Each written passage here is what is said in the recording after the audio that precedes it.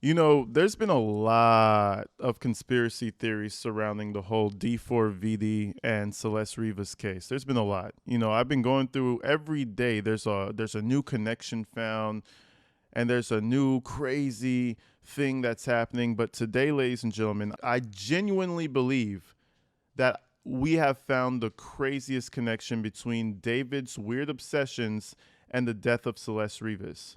I feel like his entire career, I can confidently say, toward the end of it, when Celeste was found, was inspired almost by her death. And everything he did, he kind of added his own little flavor to it. You know, he added his own little inspirations to the way he killed her, okay?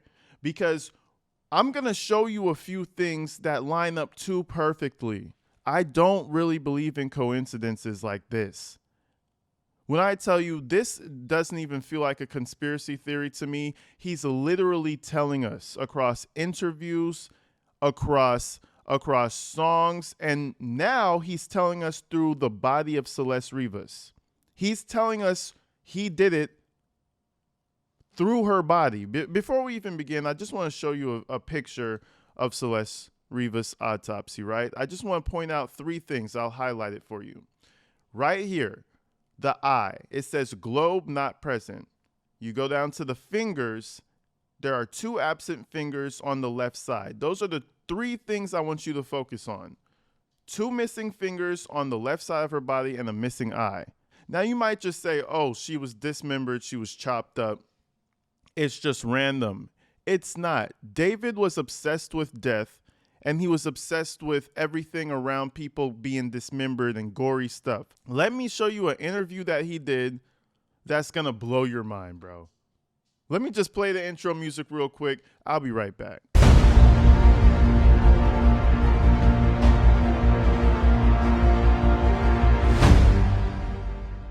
Now, if you guys don't recall, David's a big anime fan. He's a big anime lover. He watches anime, he reads it, and he loves a lot of gory stuff. He's seen on Discord sharing, like, you know, gore corn. You know what I'm saying? With a C. He's known for like an anime where everything's bloody. I want to show you where David said he was coming up with his own anime series. And I just want you guys to hear what he has to say real quick. I'm really big into anime and I'm really big into manga. And I wanted to make my own manga series at one point, and I was writing a lot of poems and writing a lot of things for it. And a big part of that manga was an evil version of me named Tommy, which means pain in Japanese. And he wears this blindfold, and he's basically an agent of chaos and kind of my alter ego. And the story of the manga went like I was a detective, and there was an evil version of myself that would kind of come out at random moments, kind of like Fight Club with Tyler Durden. And he would commit the crimes that I would have to solve as the detective. So like when I was as the detective, I'd be like solving murders that I'm committing myself. And it was like a cool little story. I didn't think anything would come of it. Like it was in the vault for like months and months and months. And I introduced it for the first time. Oh, wow, David, you're so artistic and wonderful. And that's such a cool story concept. That's so crazy. And you thought about it all by yourself, David. That's so amazing. You're such an artistic guy. You know, you're a singer, you're a streamer, and you also thought of a 4 million copy selling, already existing Japanese manga, I believe. Don't quote me on it. Apparently, this story that David just thought out of his mind, the wonderful genius of David, this story was already something that he apparently was a big fan of. This is a one-to-one plot of something that already exists. Now, I'm not even going to explain it myself because there's this, I believe he's former law enforcement. There's this YouTuber named True Crime with Strategic Eyes. And what Strategic Eyes is going to explain for you guys is that entire story that David created in his mind is actually something that he was more than likely a really big fan of. And when we go through this anime, it's called MP Detective. That's the real anime right there. Go look it up. When we go through this anime, you're going to start to see similarities between that and the fucking dead body on that autopsy.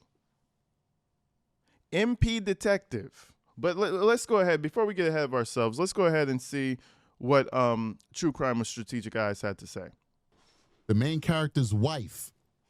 This is the main character's wife, ladies and gentlemen. Look at the state of the body. The protagonist's wife is abducted by a serial killer, mutilated, and sent to him by mail in a freezer-type shipping box. Her arms and legs are both removed. This experience causes the detective's personality to split, becoming a detective and a serial killer simultaneously. Let me bring your attention to Celeste's autopsy. Her arms and her legs have been severed. Now, okay, that's fair. Okay, arms, legs severed. People have been chopped up before. That's not the biggest thing in the world. But just wait. Just let him continue. We already have one connection. The first connection is that David had this amazing idea for an anime that he's telling the world that he just had in the vault somewhere, when it's a one-to-one comparison to this fucking anime that was found. Now, Celeste was found chopped up. Not that much of a coincidence, right?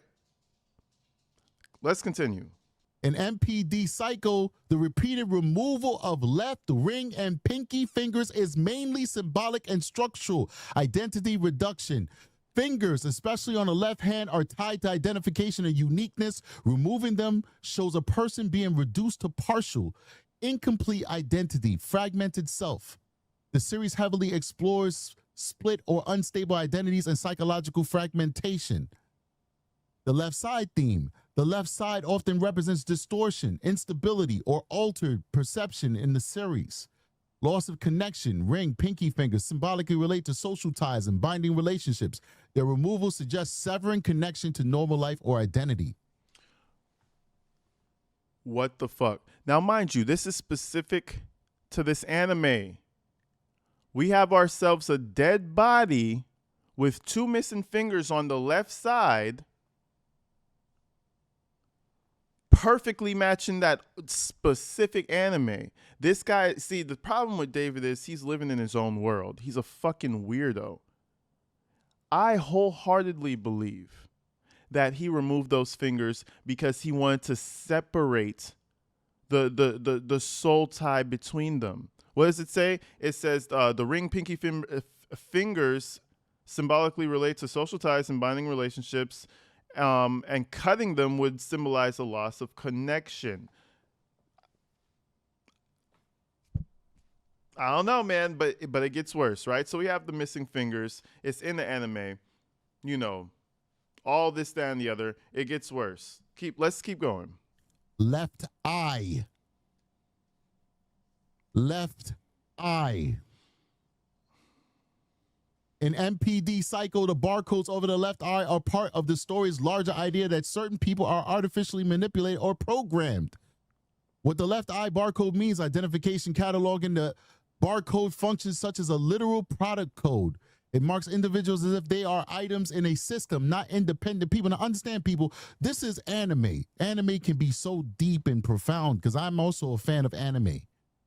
And so for a lot of you guys, you're watching this, you're listening to this, and you're like, what are they talking about? It's because the authors of these shows construct entire worlds. Exactly. And as you read or you watch, whether you're watching it on the TV or you're watching print media, you're getting sucked into that world. I think David got sucked a little bit too deep in that 100%. Left eye, it marks individuals as if they are items in a system, not independent people. Why the left eye? The series repeatedly uses the left eye as a trigger point for personality shifts, a symbol of perception being altered.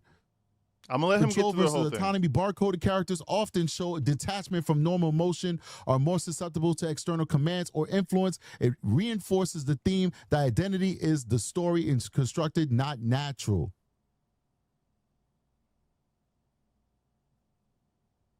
Notice in this anime, Look at it. Look at it. the left eye.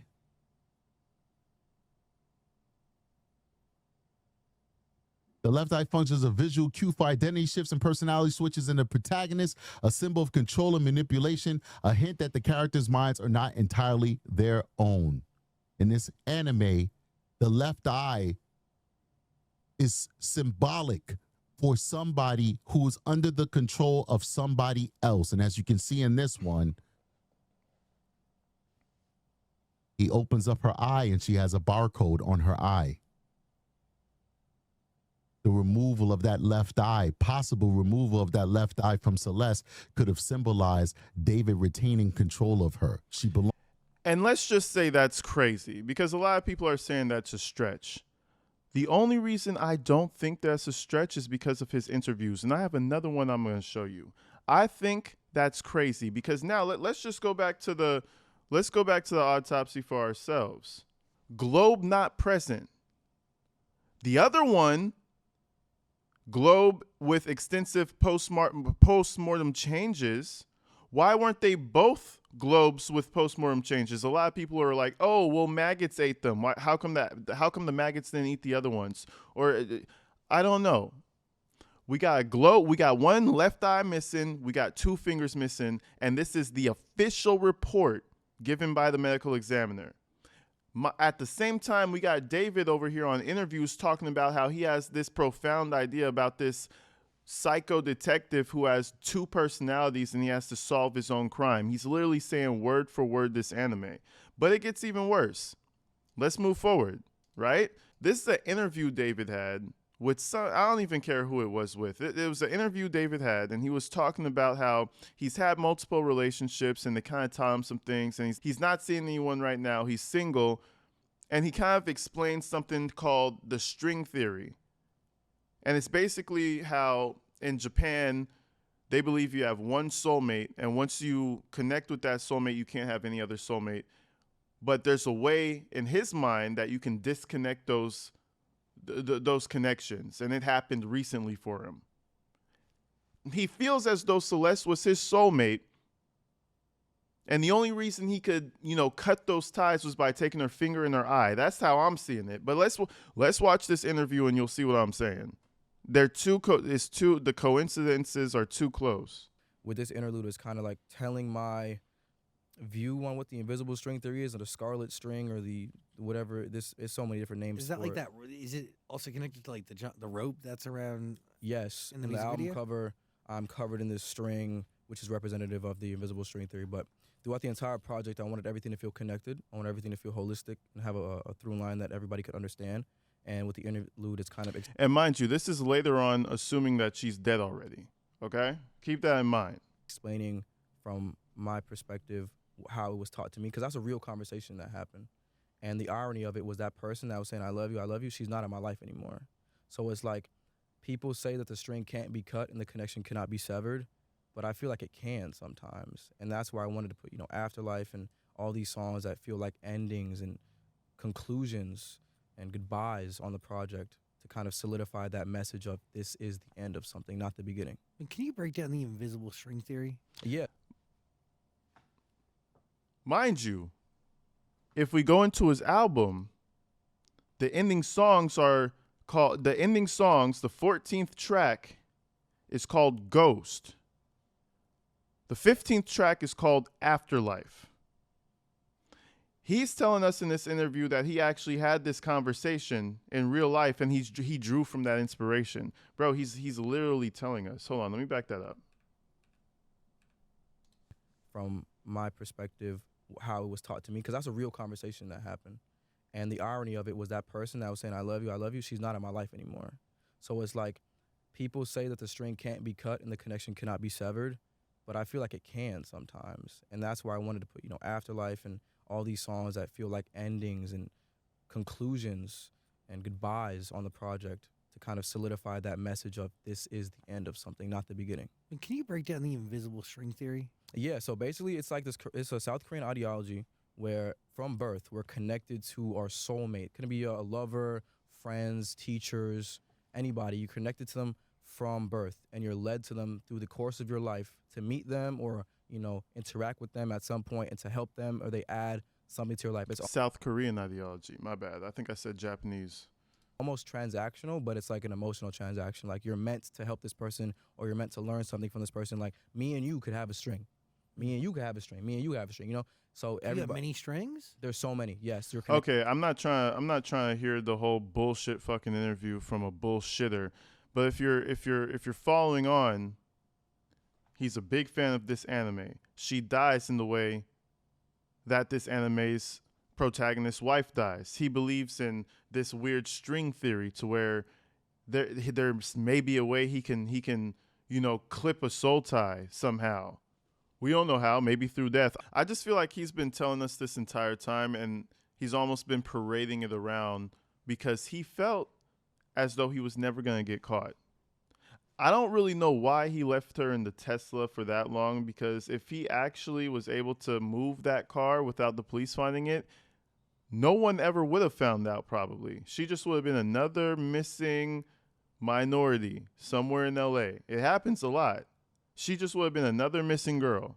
And that's what he thought. So he really went through all these interviews, talking about his anime idea and about these string ties and how these soul ties and how he just recently clipped one and he put it in his album, right? He's going through this whole press tour thinking that she's just going to end up some random missing Latina 15-year-old. Oh, well, that's what he thought. And I'm not sure how deep this goes, but there is a big Reddit, and somebody had this theory about even the entire album that he made. And it kind of sparked my interest. At this point, now that we know that he's drawn interest from actual real things and putting it out as his own, I'm bound to believe this as well. It says his latest album has 14 tracks, and it is 1 hour and 4 minutes long.